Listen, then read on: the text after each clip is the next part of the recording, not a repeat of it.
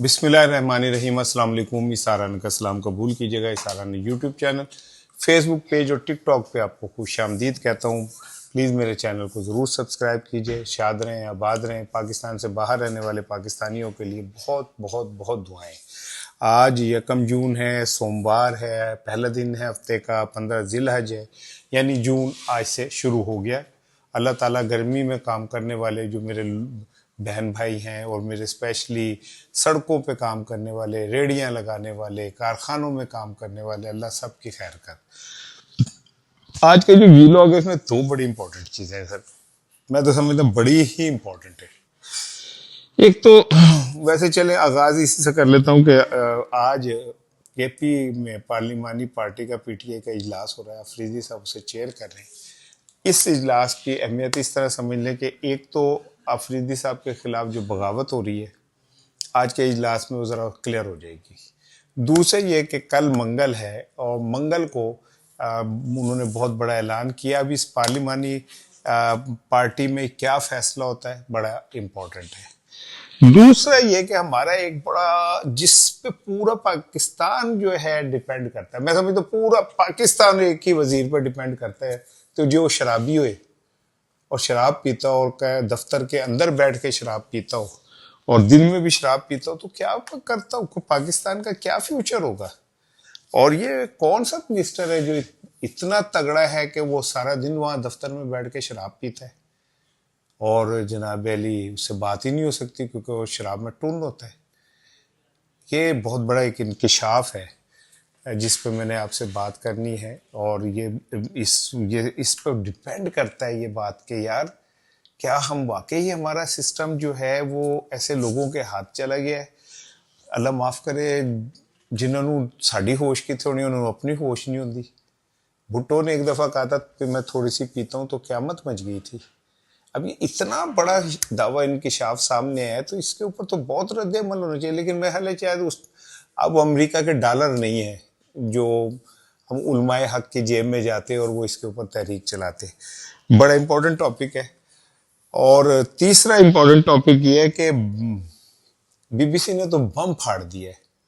इतना बड़ा धमाका, मैं ईमानदारी से बता रहा हूँ कि मैं I was not expecting this report के पाकिस्तान ये रिपोर्ट भी आ सकती है कि कराची में जो भत्ता और जो ज़बरदस्ती जबरी भत्ता लिया जा रहा है और अब क्या कहते हैं किडनैपिंग हो रही है और ज़बरदस्ती पैसे इकट्ठे किए जा रहे हैं, कि किस शख्सियत को मिल रहे हैं। बीबीसी ने तो भांडे ही फोड़ के रख दिए। मेरा ये आज का वीलॉग बड़ा इस तीन इश्यूज के हवाले से बड़ा इंपॉर्टेंट है। लेकिन खलीज की सूरत हाल यह है कि मैं जो बात बार बार कह रहा हूँ, अल्लाह का शुक्र है कि थोड़े भरा की गल फिर एक दफ़ा सही साबित हो रही है। तो मैं अपना ईजी लेंदे हो। खुदा की कसम में मेरा कोई सोर्स नहीं है। शेर फला मेरा कोई सोर्स नहीं है। यूं कह ले कि मैंने कोई मुंह ही नहीं लाता। मैं किसी को फोन करूं वो फोन नहीं सुनता, किसी को पूछूं जवाब नहीं देता। तो मैं जो कह रहा होता हूं मैं अपने अल्लाह की तरफ से किए हुए अक्ल की बुनियाद पे कह रहा होता हूं, अपने तजियों से कह रहा होता हूं। और मैं चीजें सामने रखी होती हैं, मैं उनको देख के आपको चीजें कह रहा होता हूं कि ये बात ऐसे होगी, ये बात ऐसे होगी, ये बात ऐसे होगी, तो ये ठीक हो जाते हैं। अब ताज़ा तरीन ये कि हमें यह था कि आज पीर सुबह होगी, कोई अच्छा से आगाज होगा। ट्रंप ने ईरान की जो तजावीज़ हैं वो वापस भेज दी है और उसने कहा जी इसमें ये है वो है, कीड़े शीड़े निकाल के ना। इसके जवाब में ईरान ने भी सीधा सीधा कहा कि जी अब हम अपने मुल्क के मुफाद के खिलाफ कोई फैसला नहीं करेंगे, जो होना है हो जाए। फिर अब अगर यही बात होनी है जो भी होना है हो जाए, फिर हमने अपने कौम के मुफाद के खिलाफ कोई फैसला नहीं करना। तो दसो कोई साड़ी लीडरशिप है जो कहेगी कौम बड़े पांडे में आप हुक्म करें सर, मैं क्या आपके लिए खिदमत कर सकता हूँ। और ये अभी गले पड़ने वाला है, ये सब कुछ हमारे ये जुमले हमारे गले पड़ेंगे, ये याद रखिएगा। और थले कहना हूं दस सो तुम कहते सो कि जो कहोगे मैं करूंगा, अब ये करके दिखाओ। अभी गले में पड़ने हैं, आप बेफिक्र रहें। लेकिन ईरान ने साफ कैटेगोरिकली कह दिया भाईजान जागते रहना, ईरान अमेरिका साहब से साढ़े तीन रहना, तुम्हारी बात नहीं मानेंगे, हम अपने कौमी मुफाद के मुताबिक फैसला करेंगे। तो वो जो एक एक्सपेक्टेशन थी कि ईद के बाद शायद कोई एमओयूज पे साइन होंगे, अभी नहीं हो रहे। और खलीज में एक फिर नई जंग जो है वो अपनी पूरी तैयारी में है। इस हफ्ते में आपको मेरी इस बात की समझ आ जाएगी। चाहे लोग जितनी सालसी कर लें, कुछ भी कर लें, जब तक अमेरिका ईरान लिख के नहीं देगा ना कि यूरेनियम तुसी फाड़ लो, एटम बम तुसी फाड़ लो, तब तक चैन नहीं आना। और ये बात हमें भी समझनी चाहिए कि जो ईरान के एटमी प्रोग्राम जो बीच में उसे नहीं कबूल कर रहे, तो जो इस्लामी बम के नाम से बम पाकिस्तान के पास मौजूद है, उसको कोई कैसे हजम करेगा? चंद दिनों में इसका भी दूध दा दूध पानी दा पानी हो जाएगा। अब आ जाए असल चीज की तरफ। देखें जी, मोहसिन बेग साहब इस्लामाबाद के एक सहाफ़ी हैं और वो बड़े करीबी जाने जाते हैं इस्टेब्लिशमेंट के। ये बाद में मैं नहीं कह रहा, वो खुद एतराफ़ करते हैं, पूरे इस्लामाबाद को इस बात का पता है कि मोहसिन बेग बहुत करीब हैं इस्टेब्लिशमेंट के। ये वही मोहसिन बेग हैं जिनके घर छापा इमरान खान के दौर में पड़ा था, तो वो पिस्टल लेके बाहर आ गए थे और उन्होंने FIR पे डायरेक्ट गोलियां चला दी थी और उन पर फिर पर्चा भी नहीं हुआ था। फिर वो मेरा ख्याल 1 दिन के बाद वापस भी आ गए थे। तो ताकतवरों का मुल्क है ना। मैं तो ये वट्टा फाड़ना था, मेरे ते कार्य सरकार मुदाखलत का पर्चा हो जाएगा, लेकिन उन्होंने वो वीडियो भी आ गई थी उनकी गालियां देते हुए, फायर शायर करते हुए। चाहे मैं FIR गलत गए उनके घर या कुछ, ये वो अलग बहस है, लेकिन उन्होंने ऐसा हुआ और उनका कुछ नहीं हुआ। कहा जाता है कि इमरान खान के खिलाफ जितना लॉबिंग उन्होंने की, और वो कभी इमरान के बहुत करीब थे, और इस्टेब्लिशमेंट में जितना जहर उन्होंने फैलाया, बस जाहिर है दुश्मनी दुश्मनी होती है फिर। और वो तगड़े माने जाते हैं, जो कहते हैं डंके की चोट पे कहते हैं। मरियम साहिबा के खिलाफ मोहसिन बेग ने खुल के बात की थी, और मोहसिन बेग की गुफ्तगू के बाद पंजाब हुकूमत थोड़ी सिद्धि हुई थी, जब मोहसिन बेग ने कहा था कि ये लोग नाहल हैं, निकम्मे हैं, मुल्क डूब रहा है, ये जापान चले गए हैं। तो ये किसी की सर्जनिश थी, झाड़ थी, फटकार थी जो उनके जरिए आई थी। अब उन्होंने ताज़ा तरीन में अभी एक क्लिप देख रहा था, शायद GNN के प्रोग्राम में थे वो, और उसमें शिगरी साहिबा भी थी, वो थे, एक दो और लोग थे, मैं चूंकि सर से उसमें उनसे सवाल किया उन्होंने, उसने कहा कि जो हमारे वजीर खजाना है वो तो इंटरव्यू के लिए टाइम ही नहीं देते। तो उस पर मोहसिन बेग ने कहा कि वो टाइम कहाँ से दें, वो तो सारा दिन शराब पीते रहते हैं, वो तो होश में ही नहीं होता शाम को। तो एंकर ने कहा कि आप बहुत बड़ी बात कह रहे हैं, ये ऑनर जाए, कब मैं जिम्मेदारी ले रहा हूँ इस बात की, क्या वो दफ्तर में बैठ के शराब पी रहा होता है, उसका कोई कुछ नहीं कर बिगाड़ सकता। और मोहसिन बेग ने कहा कि वो IMF का मुलाजिम है, उन्हें वापस IMF के नौकरी पे भेजे। वो इस जोकर नहीं, उसने पाकिस्तान की मईशत का बेड़ा गर्क कर दिया। अब ये मेरे तो कानों से धुआं निकल गया कि यार ये क्या बात कह दी उन्होंने, इतनी बड़ी बात उन्होंने कह दी कि जनाब वो तो शराब पीता है। मुझे भुट्टो साहब का दौर याद आ गया, उन्होंने जलसे में एक दफ़ा कह दिया था कि मैं थोड़ी सी पीता हूँ, तो उलमा ने वही ताई फेर दी थी। बाद में पता चला अमरीकी डॉलर बोरियों में आते रहे। हमारे कुछ उलमा के मुतालिक कहा जाता है कि वो इतनी शराब पीते हैं कि सड़कों पे गिरे होते हैं, और फिर सुबह उठ के वो दर्स दे रहे होते हैं मेंबर पे बैठ के। फिटे मुँह ही है वैसे उन्होंने जेड़े मजहब को इस तरफ लेके गए। बहरहाल ये बात हो गई है, जब मैंने कहा मैं आपसे शेयर कर दूं। दूसरी इंपॉर्टेंट चीज जो BBC की रिपोर्ट है उससे मैं आता हूँ, लेकिन उससे पहले मेरे प्यारे ख्वाजा जी, ख्वाजा आसिफ साहब, मुझे ऐसा लगता है सिस्टम ने उन्हें मुंह लगाना ही छोड़ दिया, और क्या कहते हैं, अब वो सरेआम कहना शुरू हो गए कि मैंने कोई कहा नहीं पाता। ये क्लिप आप ज़रा देखिए, जो क्या नाम है, मैं आपको दिखाना चाह रहा हूँ, और क्या कहते हैं, आप जरा देखें। मैं लॉजिज्म में रहता हूँ, 360 कमरे हैं वहाँ, मैं वहाँ पे रिपेयर नहीं करा सकता। स्पीकर साहब के पास गया हूँ, मोहसिन नकवी साहब के तरले किए हैं, प्राइम मिनिस्टर के तरले किए हैं। अब इसमें वो सुन लें कि वो कहते हैं जी मेरे, वो जहाँ रहते मेरे हर पार्लियामेंट लॉजेस की बात हो रही है, वो कहते हैं मैंने स्पीकर से जाके मिला, मैं जनाब अली मोहसिन नकवी साहब से मिला, मैं इवन वजीर आजम से मिला, किसी ने मेरी गल ना सुनी। वाजा मारिया बुलाया कई बार, किसी ने मेरी गल ना सुनी और किसी ने उनकी बात नहीं सुनी।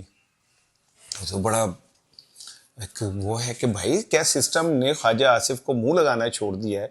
उन्होंने ताज़ा तरीन जो ट्वीट किया है, वो कहते हैं मेरे एक मुलाजिम गांव का ट्रांसफार्मर जल गया तो उसने मुझे फ़ोन किया, मैंने फिर किसी को कहा, तो कहते एक साबिक वजीर पानी बिजली जो है, मैंने उनसे कहा, उन्होंने फिर वहाँ फ़ोन किया, लेस्को गेस्को पेस्को जहाँ पे भी किसी डिस्को जिसमें भी किया, तो वो अमला वहाँ आया, उन्होंने 80,000 रुपये गाँव वालों से लिए और वो ट्रांसफार्मर ठीक किया।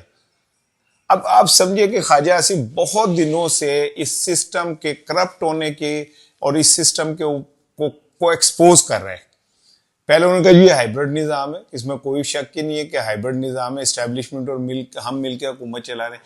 उससे पहले ख्वाजा आसिफ ये भी क्या एतराफ़ कर चुके थे कि जी मुझे तो बुलाया बाजवा ने और बुला के कहा कि जी पंजाब और विफाक तो दोनों आपको देते हैं, आप इमरान खान के खिलाफ लंगर लंगोट कस के जाए। बाजवा के खिलाफ बहुत बड़ी FIR है, लेकिन मुझे नहीं लगता बाजवा के खिलाफ कुछ होगा। वो तो किसी और के क्या कोई और गुनाह है जिसकी वजह से उन्हें सजा मिल रही है, नहीं तो बाजवा के खिलाफ तो पाकिस्तान के तमाम सियासतदान कह रहे हैं कि उसने सियासत में मुदाखलत की है।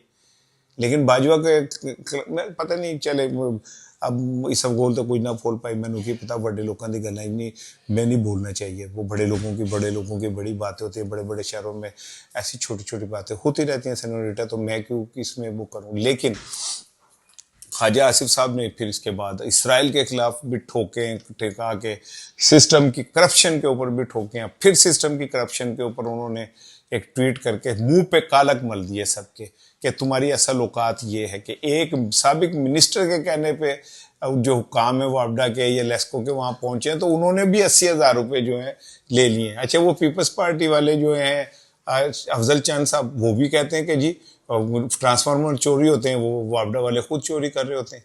लेकिन चंद साहब भी और ख्वाजा साहब भी जितनी मर्जी वो कर लें, लेकिन वो नौकरी इसी पे काम करेंगे। पीपल्स पार्टी को पता है कि हमें अवाम ने वोट के जरिए दोबारा कभी मुंतखब नहीं करना। नून लीग को भी पता, ख्वाजा आसिफ को पता है कि मैं दोनों दफा हारा हूँ, एक पांडित होती हुई घरेलू खातून से मैं हारा हूँ, और इस सिस्टम की तुफैल उसने कशपोल के अंदर 2 दफा विक्ट्री डाली है, लिहाजा मैं जो मर्जी करा लेकिन मैं लमके हराऊंगा।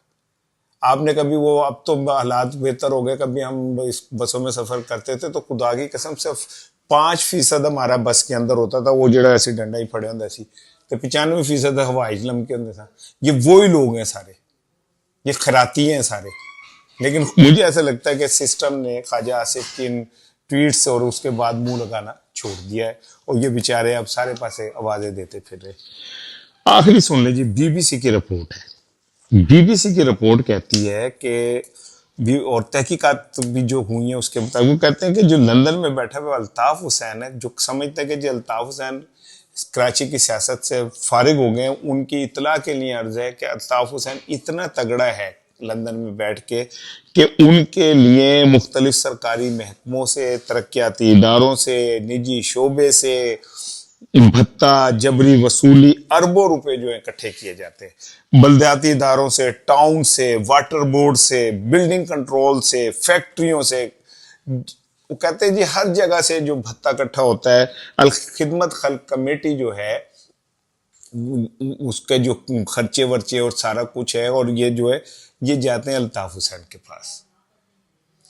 अब अल्ताफ हुसैन को तो इस्टेब्लिशमेंट माइनस कर चुकी हुई है, और उसको तो मैं भी ये समझ रहा था कि किस्सा पार ही ना हो गए वो, क्योंकि उसको तो उठा के बाहर फेंक दिया इस्टेब्लिशमेंट ने, और हालात ऐसे हो गए कि अल्ताफ हुसैन की तो वापसी का इम्कान ही कोई नहीं नजर आता। तो फिर ये क्या हो रहा है? ये तो बड़ी हैरान कुन रिपोर्ट है। क्या हमारे जो इदारे हैं उनके इल्म में नहीं होगी ये? क्या हमारे सिक्योरिटी इदारों के इल्म में नहीं होगी? क्या हमारे कराची के अंदर जो इंटेलिजेंस सिस्टम है उनको नहीं पता कि ये पैसे तो जा रहे हैं अल्ताफ हुसैन को, और वो वहां बैठ के इंडिया की बोली बोलते हैं? और अभी कुछ अरसे पहले तो उनकी गुर्बत का सुना जा रहा था, बड़ी वीडियो शीडियो भी आई थी, तो अचानक ही अरबों रुपए उन तक जाने शुरू हो गए। तो कहीं ऐसा तो नहीं कि ठंडी हवा चल पड़ी है उनके लिए?